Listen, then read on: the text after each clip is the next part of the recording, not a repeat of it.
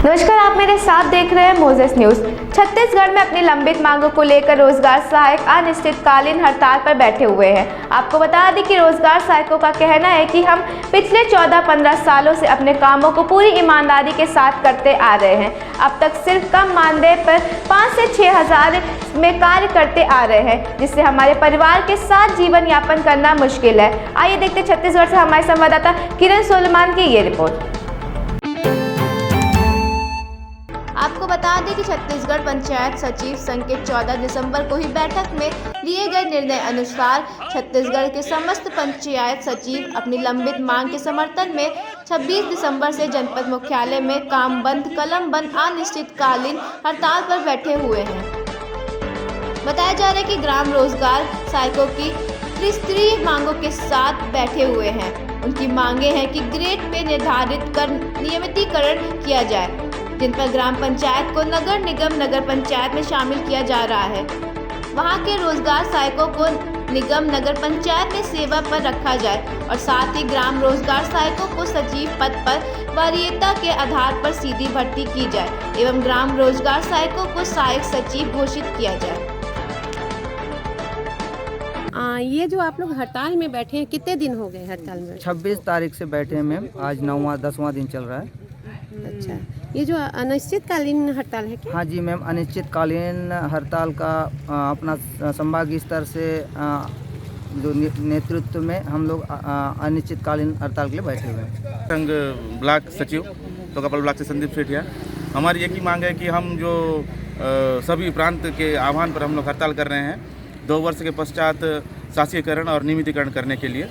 जो सरकार हमें अनदेखा कर रही है, शिक्षा कर्मियों को बहुत सारा लाभ दी, लेकिन हमको हमेशा सौतेला व्यवहार करते आ रही है, पूर्व की सरकार भी और अभी की सरकार भी। इसलिए जब तक हमारी मांगें पूरी नहीं होगी तब तक हम लोग डटे रहेंगे और काम बंद कलम बंद 26 तारीख से जारी रहेगा। कितने सूत्री मांगे हैं आपकी? हमारा केवल एक ही सूत्री मांग है, जिसमें शासकीयकरण 2 वर्ष की परीक्षा अवधि की समाप्ति के बाद। कितने गाँव के सचिव लोग यहाँ पे बैठे? यहाँ पर 105 ग्राम पंचायत के सचिव 103। जो मांग है ग्रेड पर और निर्धारित पर सम्मानजनक वेतन होना चाहिए और जो नगर पंचायत अंडर में आते हैं वो रोजगार सहायक को वहाँ नगर पंचायत में उपस्थित मतलब उसमें दर्ज किया जाए और सीनियरिटी आधार पर हमारे सचिव में भर्ती किया जाए। और हमारी मांग अभी जायज़ है और हम आगे तक लड़ते रहेंगे।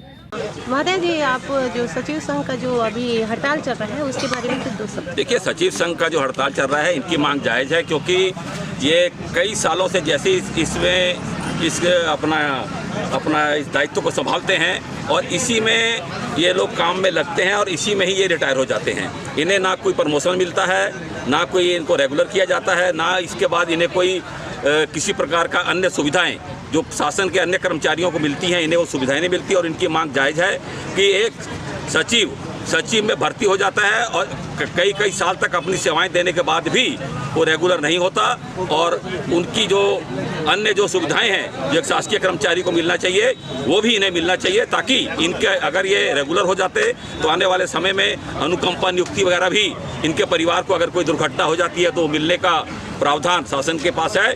और ये बेचारे अपनी मांग को लेकर के बैठे और शासन को इसकी ओर ध्यान देना चाहिए और इनकी मांग को पूरा करना चाहिए। अगर शासन इनकी मांग को पूरा नहीं करता तो हम इनको आश्वस्त करते हैं कि भारतीय जनता पार्टी सड़क से लगकर विधानसभा तक की लड़ाई इनके साथ लड़ेगी और इनकी मांगों को मनवाने के लिए टी.एस. सिंहदेव को और भूपेश बघेल मुख्यमंत्री जी को भी बाध्य करेगी। और इनकी मांगों को खास करके पंचायत मंत्री को तो विशेष ध्यान देना चाहिए, क्योंकि घोषणा पत्र जो बनाया था उन्होंने ही बनाया था, उन्हें इनकी मांग को पूरा करना चाहिए। इस वीडियो फिलहाल इतना ही। बाकी खबरों के लिए बने रहिए मोजेस न्यूज के साथ। Doctor S K. Pandey Nirmal hospital and laparoscopic surgery centre Raebareli की तरफ से आप सभी देशवासियों और क्षेत्रवासियों को गणतंत्र दिवस की हार्दिक शुभकामनाएं। शीला गैस एजेंसी लखनऊ की तरफ से आप सभी देशवासियों और क्षेत्रवासियों को गणतंत्र दिवस की हार्दिक शुभकामनाएं।